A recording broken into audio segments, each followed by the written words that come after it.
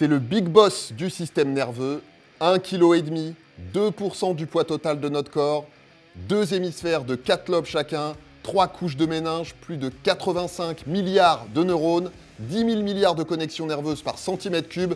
Le cerveau, c'est tout ça, mais c'est pas tout.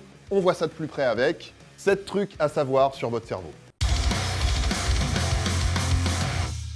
C'est l'organe le mieux protégé. Le cerveau, il est enfermé dans un coffre-fort en os, la boîte crânienne. Du coup, il est hyper bien protégé contre les blessures directes. Mais le revers de la médaille, c'est qu'en cas de choc, il se cogne contre les parois, il peut gonfler, ou alors ça peut saigner et le sang prend de la place. Le problème, c'est que les os, c'est pas extensible. Du coup, le cerveau, il est comprimé, et ça, il aime pas ça. C'est un petit gourmand. Notre cerveau, il consomme 15% du débit cardiaque, 20% de notre oxygène et 25% du glucose corporel. Alors, vous voyez, c'est un petit gourmand et plutôt un bec sucré. C'est pas la taille qui compte. Bon, en vrai, c'est un petit peu plus compliqué que ça, comme tout ce qui touche au cerveau de manière générale. Disons que, ok, la taille de notre cerveau, elle a augmenté au fur et à mesure de l'évolution, en même temps que nos capacités intellectuelles se développaient. Mais de manière individuelle, il n'y a aucun lien scientifique qui a été établi entre la taille du cerveau et l'intelligence.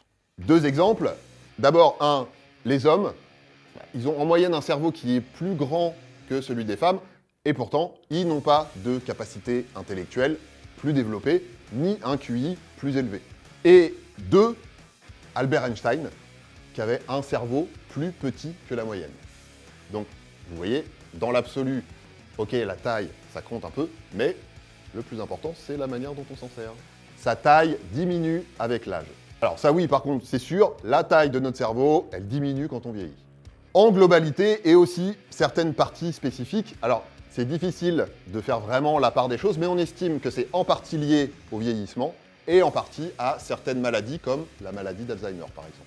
On n'en utilise pas que 10%. Dans la série des bullshit que tout le monde croit, non, on n'utilise pas seulement 10% de notre cerveau, on utilise tout, juste, on n'utilise pas tout en même temps. Il se dessèche quand on a trop bu. Quand vous buvez de l'alcool, c'est votre foie qui l'élimine en très grande partie, mais pas uniquement, il y a aussi vos reins. Et pour ça, ils travaillent plus que d'habitude, résultat, vous urinez plus de liquide que vous n'en buvez. Du coup, pour pouvoir fonctionner normalement, votre corps, il va aller taper dans les stocks d'eau de vos différents organes, et notamment dans ceux du cerveau, qui se dessèchent. C'est pour ça que le lendemain matin, ça pique un peu. Il fonctionne à l'envers. C'est la partie droite de votre cerveau qui commande la partie gauche de votre corps, et inversement.